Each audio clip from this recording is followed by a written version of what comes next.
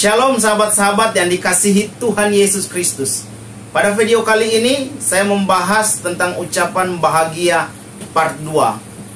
Kalau pada video sebelumnya saya sudah membahas ucapan bahagia yang pertama yang diucapkan oleh Tuhan Yesus ketika dia berkhotbah di atas bukit di dalam Matius pasal 5 ayat 3, yaitu berbahagialah orang yang miskin di hadapan Tuhan karena mereka memiliki kerajaan surga. Nah, pada video kali ini saya membahas pada ucapan bahagia yang kedua, dan saya mengambil satu tema, yaitu penghiburan yang sejati. Mari kita baca dalam kitab Matius pasal 5 ayat 4. Sekali lagi, Matius pasal 5 ayat 4 berkata, berbahagialah orang yang berduka cita karena mereka akan dihibur. Sekali lagi saya katakan, berbahagialah orang yang berduka cita karena mereka akan dihibur. Dalam Kamus Besar Bahasa Indonesia, kata duka cita adalah kesedihan atau kesusahan hati. Jadi kata duka cita di sini berkaitan dengan suasana hati. Duka cita adalah suatu kepedihan karena kehilangan orang-orang yang dikasihi atau kehilangan yang menggoncangkan jiwa. Berduka cita adalah serupa dengan berkabung. Ada kesedihan, ada kesusahan. Apa yang diharapkan dari orang yang berduka cita, yaitu adalah tentang kelegaan. Orang yang berduka cita selalu merindukan suatu kelegaan, penghiburan. Duka cita adalah perasaan hati yang sedang berduka. Tidak ada orang yang menyukai duka cita. Saya percaya bahwa semua orang tidak menginginkan satu duka cita. Tetapi setiap orang pasti akan mengalami hal ini. Kalimat tersebut mengandung pengharapan di mana Allah menjanjikan kepada orang yang berduka cita akan menerima penghiburan. Apa yang dikatakan oleh Tuhan Yesus itu tidak lazim, karena orang yang biasanya yang dikatakan berbahagia itu adalah orang yang mengalami hal-hal yang menyenangkan.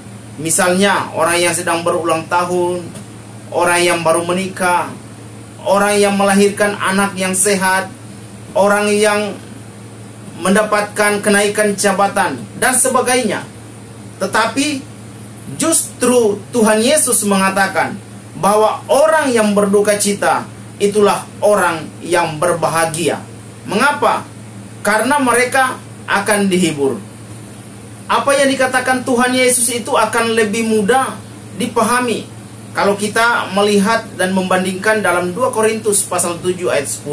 Mari kita baca 2 Korintus pasal 7 ayat yang ke-10.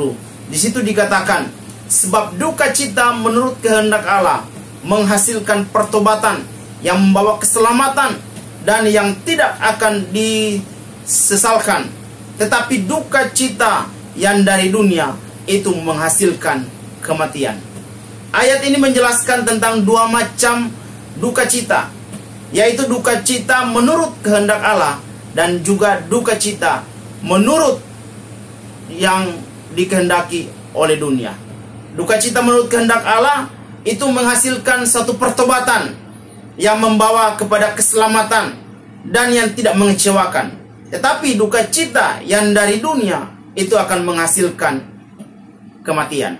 Tentu Allah tidak mengabaikan setiap orang yang percaya yang berduka cita karena ditinggalkan orang yang dicintainya atau kehilangan sesuatu yang sangat berharga baginya atau mengalami penganiayaan, melainkan Tuhan senantiasa memperhatikan dengan kasih dan memberikan pertolongan pada waktunya.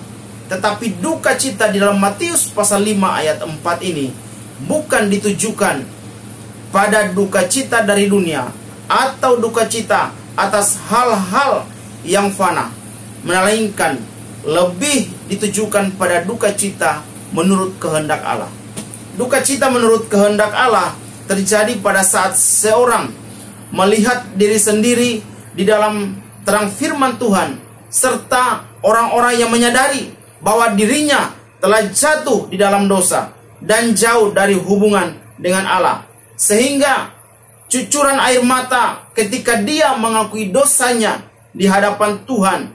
Dan ketika dia memohon belas kasihan kepada Allah, maka duka cita itu akan membuat hatinya hancur karena dosa-dosa yang telah diperbuatnya, sehingga dengan sungguh-sungguh ia bertobat kepada Tuhan. Nah, orang yang hancur hatinya seperti inilah yang disebut dengan orang-orang yang berduka cita yang akan mendapatkan penghiburan. Orang yang berhancur hati dengan sungguh-sungguh dan bertobat mengakui dosa dengan segala kerendahan hatinya, menerima kasih karunia Allah di dalam Kristus Yesus. Selanjutnya, ia bersedia untuk menerus dipimpin oleh Roh Kudus untuk meninggalkan dosa dan diperbarui untuk melakukan kehendak-Nya. Tuhan Yesus mengatakan, berbahagialah orang yang berduka cita, karena mereka akan dihibur. Orang yang berduka cita menurut kehendak-Nya akan mendapat penghiburan dari Allah sendiri, karena ia berkenan kepadanya, mengampuninya dan membenarkannya. Ini merupakan penghiburan yang sejati. Perumpamaan tentang orang Farisi dan pemungut cukai di dalam kitab Lukas pasal 18 ayat 9 sampai dengan ayat 14. Di situ memaparkan tentang hal ini, yaitu pemungut cukai menyadari bahwa dirinya adalah orang berdosa, dan dengan hancur hati ia mengakuinya di hadapan Allah serta memohon belas kasihan Tuhan. Tetapi pemungut cukai itu berdiri jauh-jauh, bahkan ia tidak berani menengadah ke langit, sambil dia memukul dirinya dan berkata, "Ya Allah, kasihanilah aku, orang berdosa ini." Tuhan Yesus berkata, orang ini atau pemungut cukai ini, dia pulang ke rumahnya sebagai orang yang dibenarkan Allah. Dan orang lain itu atau orang Farisi, dia tidak. Dan juga pemungut cukai itu mendapatkan penghiburan sejati dari Allah, sebab ia sebenarnya tidak layak di hadapannya, tapi justru mendapat belas kasihan Tuhan dan dibenarkan oleh Tuhan karena dia mengakui dosa di hadapan Tuhan. Oleh karena itu, di sini kita belajar bahwa berduka cita yang dimaksud oleh Tuhan Yesus di sini adalah orang yang berduka cita oleh karena dia menyadari setiap dosa-dosanya dan dia minta ampun kepada Tuhan. Dia minta belas kasihan Tuhan dan kemudian dia bertobat dan dia minta dipimpin. Hidupnya dipimpin oleh kuasa Roh Kudus untuk tinggal di dalam kebenaran Kristus. Amin.